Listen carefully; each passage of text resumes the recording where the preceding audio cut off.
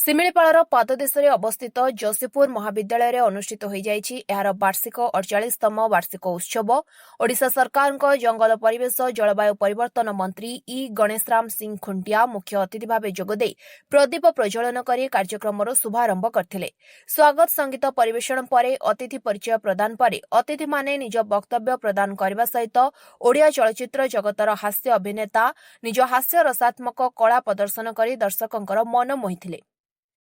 उपस्थित आम छात्र छात्री मानक आज आशीर्वाद पूर्वक उपस्थिति आपणकर आम महाविद्यालय प्रति अनेक अनेक शुभेच्छा एवं धन्यवाद।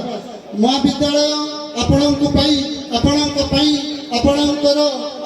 द्वारा गढ़ी उठी महाशय मंत्री महाशय आपणको आम